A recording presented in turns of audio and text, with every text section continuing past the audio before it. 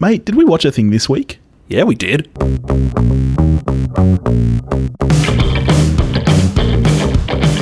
Hello everybody, welcome back to We Watched a Thing. You've got B-Dizzle and Topher here with you. How you doing, my friend?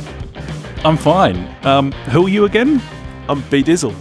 Okay. I thought we'd established that. You're just jealous because you don't have a cool nickname. Yep, that's what it is. Do you want me to start again? No. This is good. Okay, alright.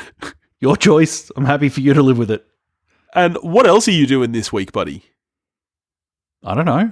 Well, I was leading into the fact that you've chosen what we're watching this week, but I didn't do that very well, did I? Oh, I thought you were just like asking what I was up to. Well, what have you been up to? Nothing, man. Yep. Like been spending money at the hardware shop because apparently when you buy a house, you then just spend all your money on it. Yeah, I know, and you don't even know what at the end of the day, do you? No. Like you look back at your house 2 weeks later and you're like, what's different? My bank account is lower. My bank account's lower. I can't tell that the gutters are clean. Like, I know they are because I did it. Like, from ground level, they look the same. Well, that's a silly thing to waste your time on because you can't really see the inside of your gutters, can you? Is the fact that it's less of a fire risk worth doing it? Do I need to clean my gutters? Nah, mate. Nah, I didn't think so. Famously, very few fires in Australia. You know, I spent like an entire 3-4 hours cleaning my barbecue the other week. About 6 months ago, I found a rat in there, but we'll cut over that bit. So anyway, I cleaned the crap out of this thing, go to fire it up, won't turn on. Whole barbecue's dead, have to chuck it out. What's the lesson, kids? Don't clean stuff. Don't do anything.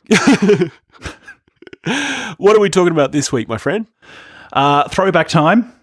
This time we're on a treasured film of mine that you haven't seen, and for anyone that can believe it, Billy has not seen Raiders of the Lost Ark. Well, hadn't seen. I have now. I've seen it. I just like to pick a bone with you quickly. I remember the last time we did a throwback. I can't remember exactly what the film was. I remember you hated it, as you have with the majority of the films I brought to the table. Oh, it was Tommy Boy. Yep. And I put the challenge to you to choose something that you knew was bad. Do you think that you met that promise? No, I actually remembered that when it was time to do this week's episode, and I hadn't put any thought into it, and so I just skipped it hoping you would have forgotten. Well, I haven't forgotten, so I'm very disappointed. So I want that to stand for the next throwback. Sure. Although, spoiler alert, this film isn't very good, is it? You dreadful human. Did I get you? I got you, didn't I? All right.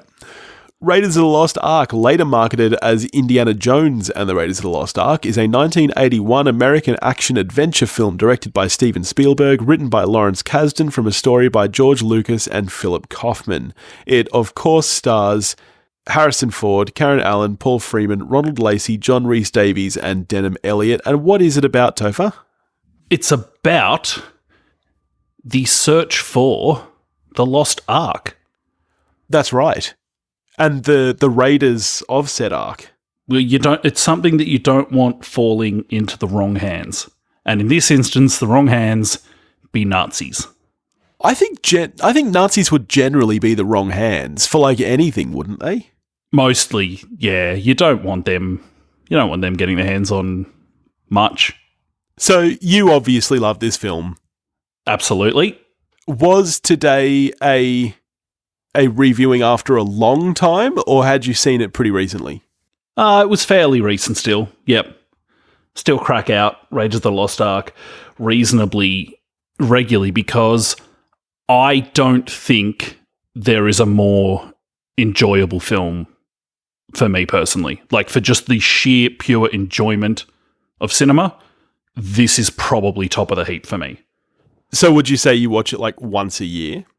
Yeah, probably something like that. I'm going to have to agree with you in a lot of ways.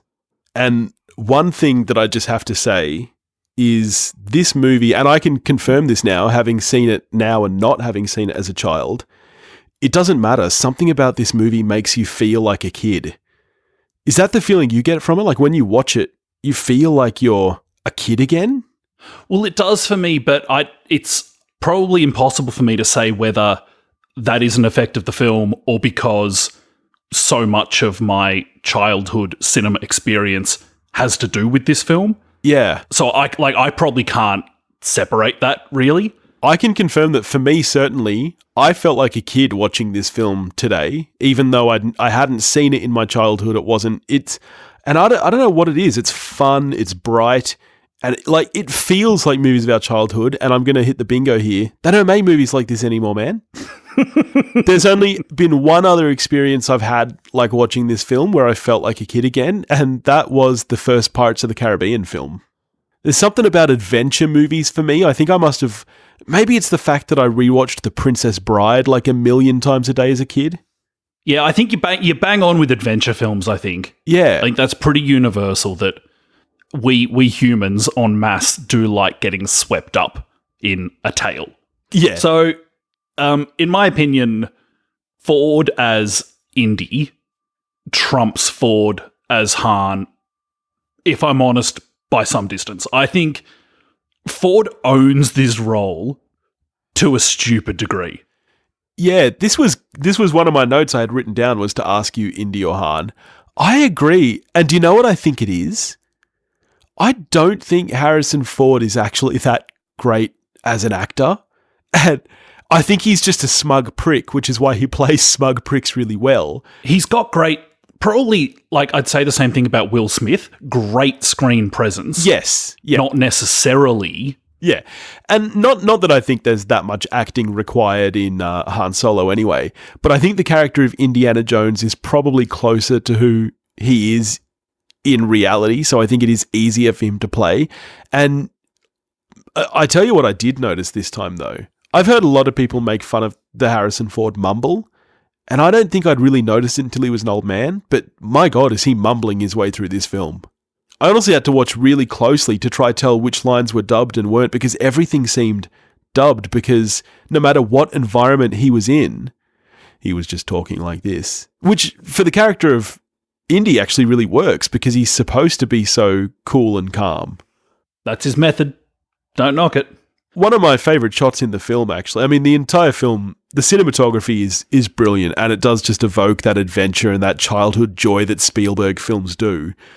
But there are some great little pieces early on in the very opening scene when he's swapping the idol out, and he just subtly takes out a handful of sand and drops it. Oh, because what a shot. Because he knows that there's too much sand in there, and he can tell before picking the idol up how heavy it's going to be because he's so confident in himself. It's a great little setup by Spielberg in just a way to show that the pieces are moving around in his head. It's such a great, efficient bit of filmmaking. It takes, like, how long's that shot? 3 seconds? Oh, yeah. And it tells you all you need to know.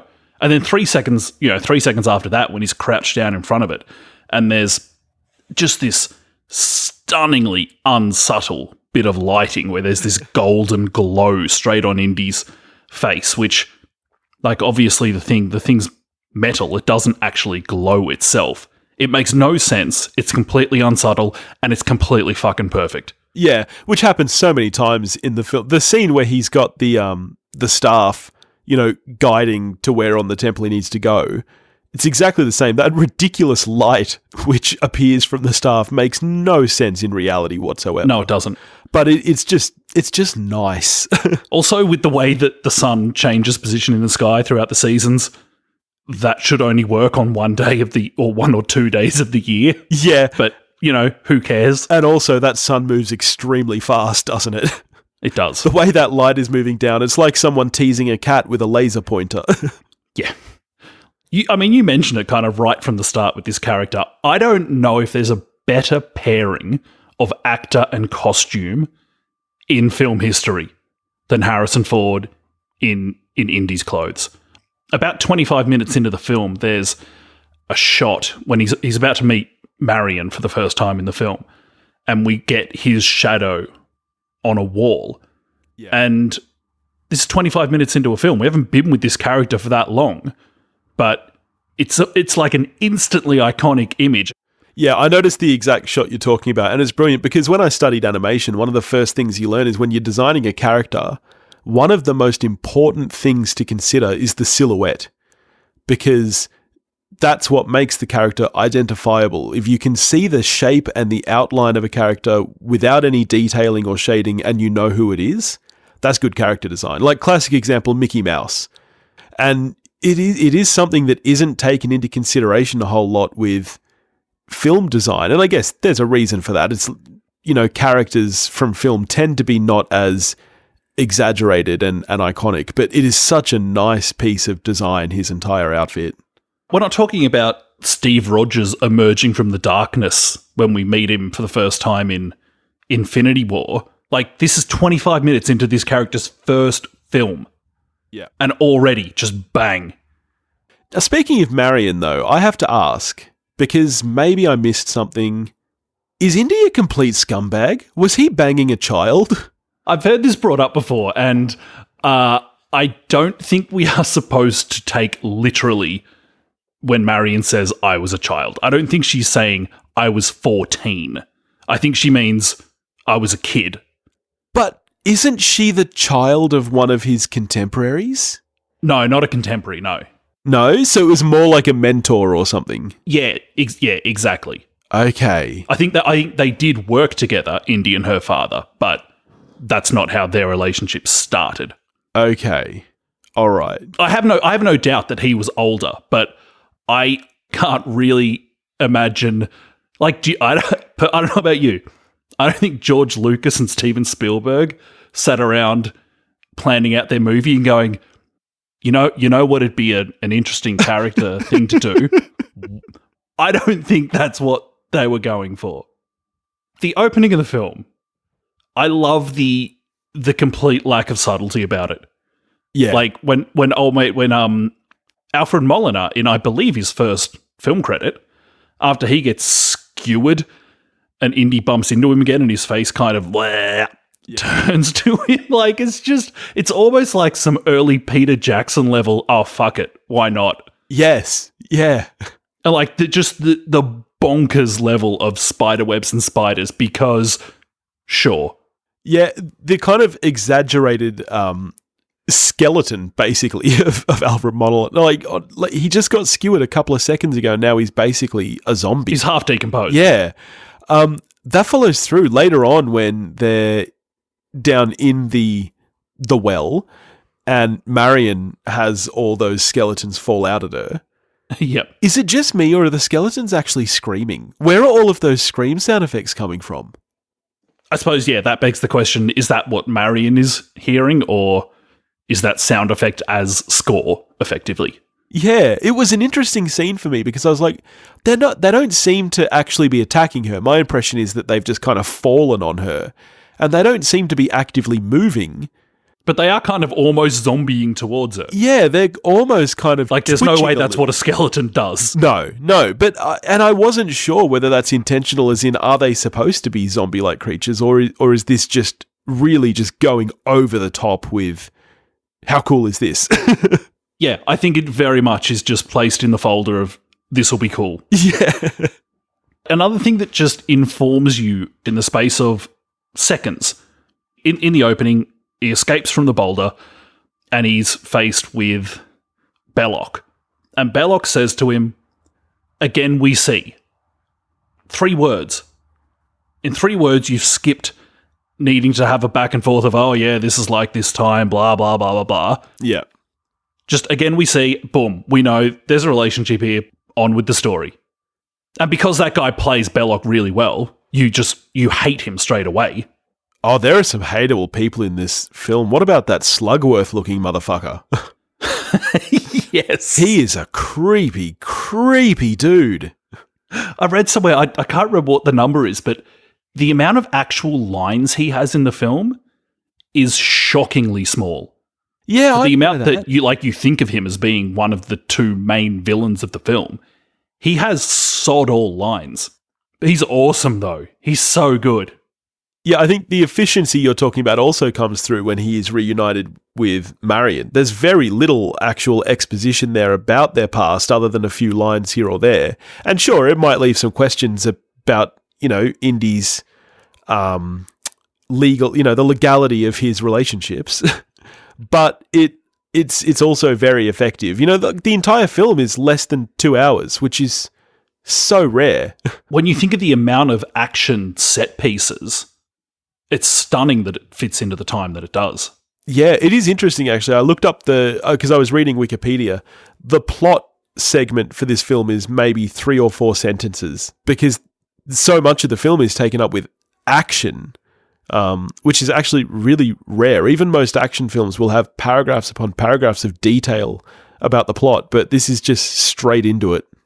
Karen Allen's introduction to the film as Marion is it's so good. It's one of those great Spielberg one-shots that you don't realize you're watching a one-shot. This is the drinking game. Yeah. Which, until it was pointed out to me in some video I was watching, it had never occurred to me before that was a single shot. The whole scene is just the camera goes to this, to this, to this. It changes from being an establishing shot to a mid-shot, as Spielberg is just unrivaled at doing. And Allen is just... her screen charisma is just banging at the top of the needle. She is so completely fantastic in this role. Yeah. Does she return in the other indies?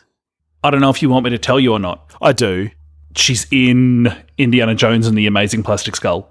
Are you serious? That's the only one she's in? Yeah, because Temple of Doom is a prequel. Really? So she was never likely to be in that one. Huh. Again, with the the complete lack of subtlety. Anytime a bad guy is introduced in this film, it's so apparent that they're a bad guy. For instance, here's some Nazis.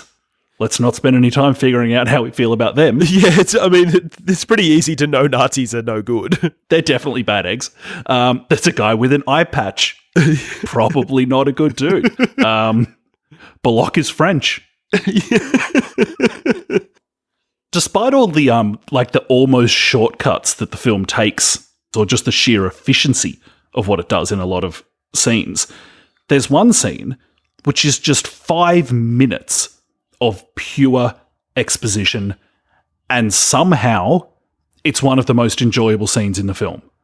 This is when the two guys come to the museum or the university and are asking Indy, what is the Ark? Where is this professor? And one of the things that sells it so well, I think, and I think to Harrison Ford's credit, it's on him, because he gets more interested and more invested in the scene as the scene goes along and kind of pulls, I think, the audience with him. I agree. And that scene also does a lot of setting up for his character. That scene is quite early on, and that's your introduction to Professor Indy. Exactly. So you get to see that different side of him, not just, because for all you know from the opening scene, he's a pillager, a plunderer, a grave robber, effectively. But when you see that he's a researcher as well, first and foremost, that I think is what really gets you on his side, I think. I mean, you're already on his side because the other side are Nazis, but... and French. Yeah. But it helps. The classroom scene that precedes this scene we're talking about, with the classroom full of young women, one of them, because I grew up with this film taped on VHS off the television, I didn't know what was written on her eyelids. Like, I honestly don't know how many times I saw this film, like, basically nose pressed up against the telly, trying to figure out what the 7 pixels that made up her eyes said. So I was in the same state he's in. I was very much in step with Indy as a 6-year-old. Which I bet made you just feel cool because you basically think you're Indiana Jones. So the film won quite a few Oscars and was nominated for quite a few more. Like, for a film like this... Yeah, it was up for Best Picture. It was up for Best Picture, up for Best Director. I think this was one of the first times that they gave an award for sound effects design. The sound design in the film is really, really good, with the exception of the scene where Marion is being held and Bullock lets her have some food. And because I was watching the film with headphones on, it's like they had a microphone in her mouth while she's chewing. Oh, really? Yeah, it's really, really distracting. For like the full 5-minute scene, there is a lot of lip smacking and swallowing sounds going on, and I just don't understand the choice to include that in there. And that might be the worst sound in the world. Oh, it really threw me off. I had to turn the film off for about 10 minutes just to like recoup myself, because I thought I was going to hurl. Like it is so loud when you wear it. I want you to watch that scene with headphones on and tell me if you don't experience the exact same thing. Well, speaking of getting sick, basically everyone involved in this film did, in fact, get sick. When they were filming in, now I can't remember if it was Tunisia or Namibia. But they all got deli belly. Can I just say Africa? I mean, you can if you'd like to be discriminatory. Spielberg was aware that like everyone's going to get sick, and everyone, like, we can work around everyone getting sick, but I can't get sick. So he, I believe, brought with him like shopping cart volumes of tinned food. And that's what he lived off. Wow. For the shoot. And everyone else got sick, apart from Spielberg. That's crazy. That scene where, when Sulla leaves Indy down in the map room. Yeah. And he gets kind of half found out. He soils himself in that scene. In real life. Like John Rhys Davies. Really? He filled his breeches. Just because of the deli belly? Oh, man. That's... Oh. And so there were days where like production wasn't a ton of fun, I gather. It was stinking hot because they're in, as you know, Africa. Yeah. And so the scenes like, the famous shooting the swordsman scene, that was meant to be Indy with his whip up against this guy with a sword. But it's getting late in the day. Everybody's just ruined. Yeah. And Harrison Ford says, what if I just shoot him? And Spielberg was like, fuck yeah. Let's do that and get out of here. Hashtag Indy shot first. Yeah, exactly. John Rhys Davies does hold maybe my favourite moment of the entire film, actually. You know, when they're doing their excavation and they open that tomb where the Ark is, and there's a lightning strike, I think it is, that illuminates the statue, and John Rhys Davies does this, Gah! Yeah. And I love it so much. I want it to be my ringtone. Next time you call me, I just want to hear Gimli going, Gah! I'm going to make that a reality for you. I'm going to send that to you as a file that you can make a ringtone. I love it. Speaking of the Ark, so the Ark is described in some detail in the Bible, and the Ark in this film is pretty bang on. They pretty much just did it. That's pretty cool. When they're trying to find the Ark, you do have to question how on earth they expected to get away with their excavation, which is like 100 meters from the Nazis' excavation. Were they not going to notice? Yeah. Like the whole time it's happening, there's that awesome silhouette shot with the sun setting and they're digging away and the scores being awesome. But part of me's like, yeah, this is a doomed effort, people. Yeah. Seriously. Because I hadn't seen the film, I was this is going to sound really dumb. I was expecting a little bit more water stuff because I thought the Ark was Noah's Ark. So I was expecting maybe some more animal bones, like that whole kind of deal. Speaking of animals, I love the difference in when Indy goes down into that pit versus when Marion does. Indy goes down and the cobra rears up and he freezes in place. Yeah. And then next time it happens, exact same thing. And Marion's just like, fuck! Yeah. Yeah. Well, Marion, who, for reasons unknown, is in a slinky white dress. Yeah, that whole thing, that wouldn't fly today. No, it's dumb. Yeah, you couldn't have a scene where you just, for absolutely zero reason, get a woman into, wedding lingerie, I'd describe it as? Yeah. It's no good. We had Marion in reasonably functional clothing, and Yes. that was actually fine. Yeah. You brought up the score earlier. Now I'm going to tick off another Billy Bingo. Really fucking good score. Up there with the top of all time.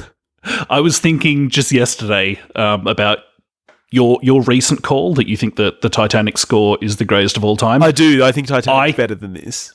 I think the ways in which this is superior to Titanic and probably every other score ever is clear as day. This actually is my favourite film score. Yeah, and the thing about it is that it really is a score. Like, there are different tracks here that are completely different, and yet, like, the love theme for Indy and Marion, without having seen the film, I recognised that piece of music. Like, it's not just the big opening da-da-da-da, which obviously everybody knows. Like, the entire score is so effective and so strong in this film. From the time that Indy and Marion do escape the snake pit with skeleton zombies, I mean, there's still a chunk of the film left at this point. Over an hour. That's before the halfway mark. And the rest of the second half of the film is seriously short on dialogue. Yes. It's just the music tells the story brilliantly, and Spielberg's execution tells the story. Yeah. I don't know what the exact quote is, but I did read something that Steven Soderbergh said about Raiders of the Lost Ark, that it was along the lines of Spielberg had forgotten more about staging before he made his first film than I will ever know. Yeah. Yep. It's true. He, because this is really a pretty early Spielberg film, really. He's a freak. And in his, as I understand it, when Spielberg does storyboards, he has what lens the camera will have on it written at the bottom of the storyboard. And hearing one director of photography that had worked with him was like, if the lens that he has selected just as he's imagined it on the storyboard is not the one that we use, that is rare. Wow. He just has such an understanding of action in relation to the camera that just is on a level that, Spielberg's not my favorite director ever, but I don't know that there's anyone who I enjoy more the outcomes of their film staging. Yeah. Yeah. From that aspect of directing, he is just on a level all of his own. The fact that he does that and gets the lenses right, that's nuts. Unlike, you remember there's that story of Kevin Smith tells the story about when Bruce Willis realised on set that Kevin Smith doesn't know what the different lenses are. Yeah, yeah. When he was trying to probe him on, how many mils, and Kevin's like, this one. He's like, what's the shot? This wide. Yeah, yeah. Different sorts of filmmakers, though. Do you know what else is, along with the Ark, do you know what else is accurate and cool? At the end, when the cherubim attack the Nazis, cherubim going back to their roots are terrifying creatures. They're not the plump little babies that just hang out on clouds. Like, they're fucking scary. And this film is probably the most accurate portrayal of the cherubim that we've ever seen. Just whooping about, messing shit up. Would you describe any part of this film as a romance? Well, sure. There's that scene on the boat. Well, where doesn't it hurt? That's actually quite a nice moment. I mean, it's not a very believable love, is it? It's more believable than, I don't know, let me try and think. Oh, Titanic. Nah, see, that's where I was going. You crap on Titanic. This makes so much less sense than Titanic. He's basically abusive to her. Both Indy and Marion are such magnetic characters that I can see them just not being able to keep their hands off each other. No way. Not a chance would these two have a relationship in real life. I don't even believe it on screen. That's the one element of the film that doesn't work for me, is as as wonderful as I think these two actors are separately, I don't get any chemistry from them together. I really find that quite stunning. I just don't. And the score helps because the score is so good. And as I mentioned, like their love theme, but I just don't buy that these two people even like each other. Well, a lot of the time they don't, which actually I think even sells it more. I just love to death the very end of this film. And it was it's probably the first time watching it as a kid where not everything in a movie I was watching got completely neatly tied up in a bow, where the arc is just shelved by the government. It's a beautiful shot. And that's it. Oh, how good is the shot? The use of matte painting. I'm sure you know that entire space is a matte painting. No, I believe it's in North Africa. No, that honestly, the entire warehouse is painted on a pane of glass, which just the amount of detail in that is ridiculous. It's so good, and it's such a great shot, and it almost feels out of place in this grand adventure movie to have what feels like not a political statement, but it's a really nice touch to the end of the film, I think. So, you obviously love this film. Is this a 10 from you? It is a stone cold 10 out of 10. Wow. Every so often, there's a couple of days a year where I can just, you know what, I'm going to ignore the white savior stuff. I'm going to ignore, why on earth is she in this slinky dress? I'm just going to sit down and enjoy the shit out of this movie. Wow. That's nice. That makes me feel really nice for you that you like a movie so much. For me, it's a 2.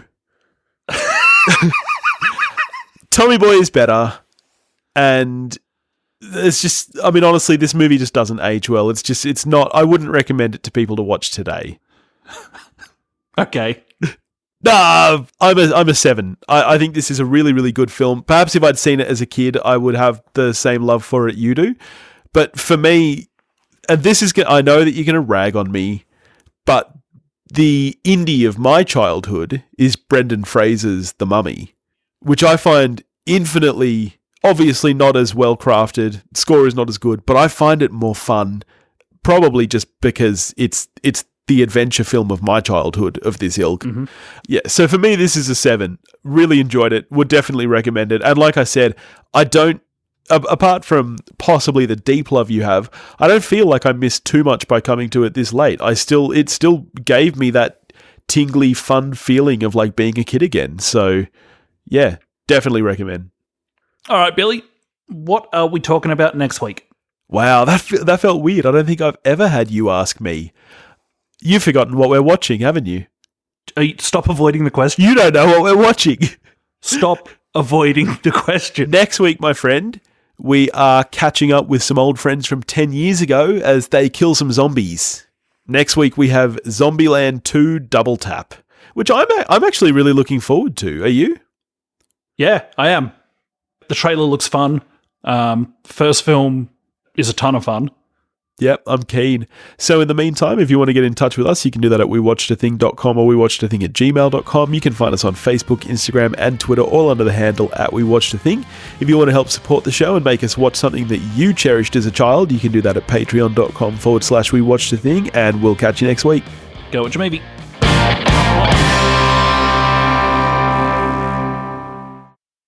Waka waka waka, what's up my dudes? Welcome back to We Watched a Thing. It's your boys B Dizzle and the Topher Meister. How you doing, bud?